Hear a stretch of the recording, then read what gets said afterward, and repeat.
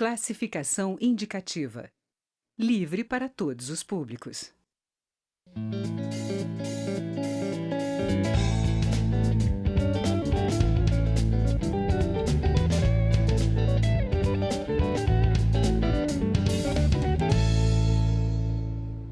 Olá!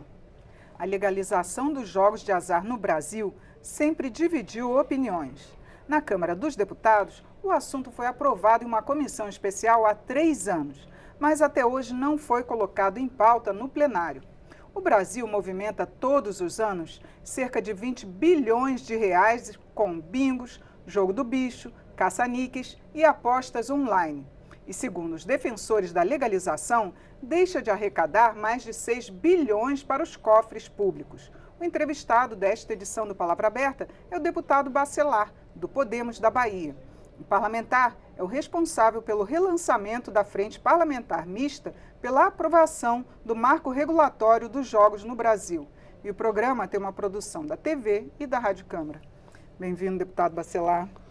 Olá, é uma satisfação muito grande estar aqui como presidente da Frente Parlamentar Mista pela aprovação do marco regulatório dos jogos no Brasil, um projeto de lei, o projeto de lei principal, que já tramita nesta casa há mais de 20 anos e que está pronto para ser aprovado. Eu discordo de você quando você diz que a proibição divide, ou a legalização divide opiniões.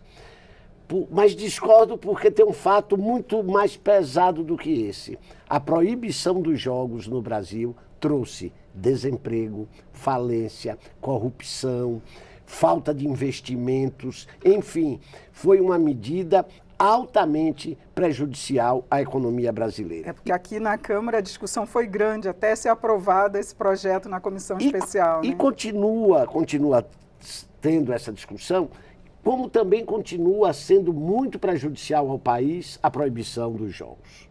Um país que não tem crescimento econômico há 10 anos, um país que tem retração de PIB, um país que não tem crescimento da renda real, um país com 14 milhões de desempregados, pode se dar ao luxo de impedir uma atividade econômica que proporcionará 600 mil empregos diretos, 600 mil empregos indiretos, que pode gerar para os cofres públicos uma receita entre 15 a 20 bilhões por ano de impostos, um segmento econômico que tem um poder de desencadear uma cadeia produtiva muito grande, porque além do jogo, temos o turismo e toda aquela riqueza da cadeia produtiva do turismo, com emprego, com hotéis, com turistas estrangeiros, enfim, com a arte, com a cultura, com a criação de hotéis, é o desenvolvimento.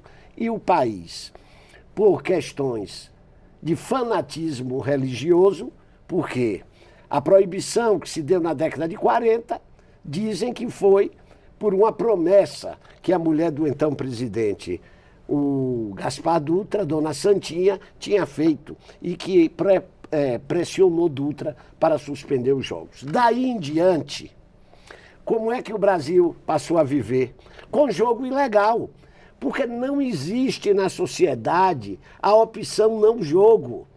Toda a sociedade joga, desde que o homem constituiu sociedade. Ou tem a opção jogo legal ou jogo ilegal. Não jogo não existe. E por que até hoje não foi aprovado aqui, se tem realmente uma bancada que apoia e foi aprovado na comissão especial, mas chega no plenário, não saiu ainda, deputado? Hipocrisia e fanatismo religioso. Hipocrisia porque o brasileiro joga. E joga muito. Primeiro, nos jogos oficiais.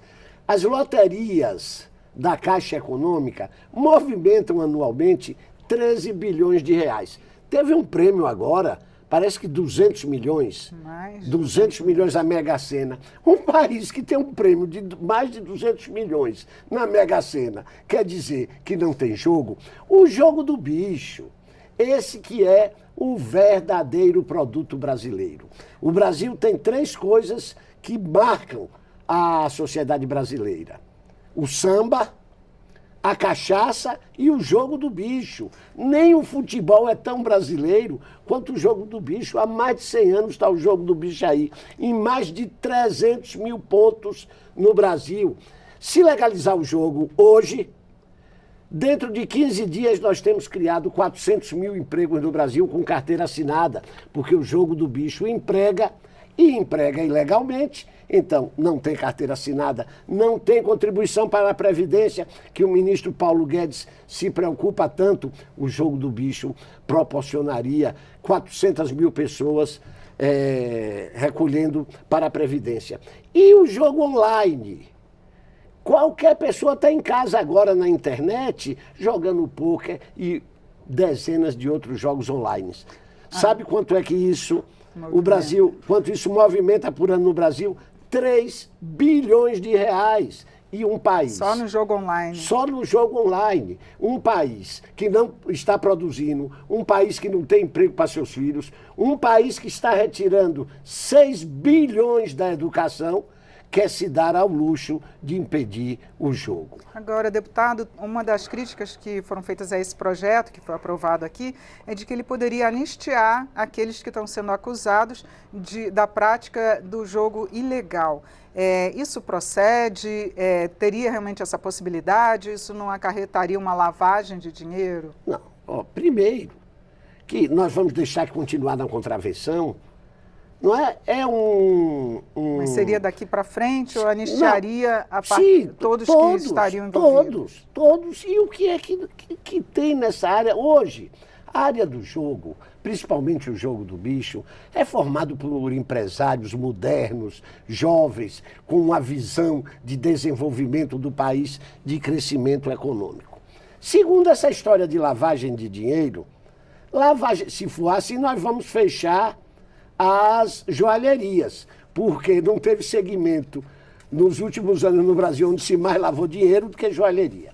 E, agora, com mais seriedade no meu argumento, a lavagem de dinheiro no jogo é muito difícil. Por quê? Porque a taxação no jogo é de 25%.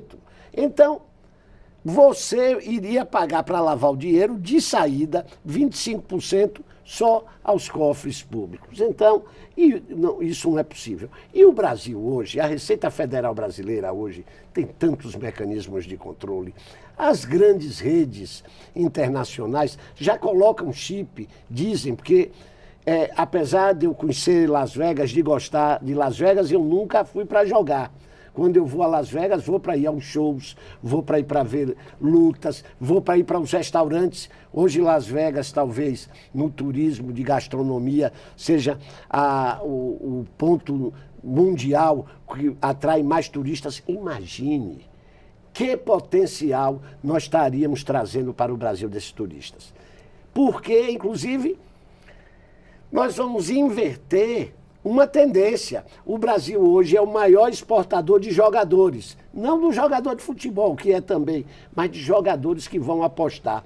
Semanalmente saem do Brasil voos e mais voos fretados para ir para Punta, no Uruguai, para ir para a Argentina, para ir para Las Vegas. Se calcula que mais de 300 mil brasileiros anualmente saem do Brasil para jogar fora. Então, só para concluir, como é que o senhor acha a expectativa de ser colocado em votação ainda neste ano, já que até o presidente Bolsonaro apoia essa proposta? Se a gente tem o apoio do Executivo, que precisa de arrecadar, é muito mais fácil. Não há essa divisão na sociedade. As pesquisas mostram que mais de 50% dos brasileiros são favoráveis ao jogo, inclusive porque jogam. Eu sinto na Câmara uma tendência a apoiar isso. E do ponto de vista das bancadas religiosas, eu acho que nós vamos começar a convencer que o jogo é inerente ao ser humano, o jogo é um componente da filosofia de vida e que poder, partindo para a filosofia, que poder o Estado tem de dizer o que você vai fazer no seu tempo livre? No seu tempo livre, você faz o que quer, ler um bom livro, descansar, jogar ou não fazer nada. Tá Tá certo, deputado. Muito obrigada por sua participação e esclarecimentos aqui no programa. Eu que agradeço. E vamos aprovar o marco regulatório dos jogos no Brasil.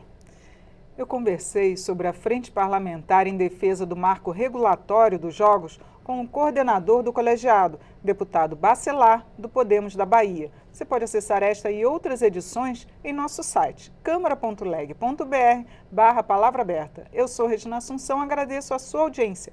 Até mais.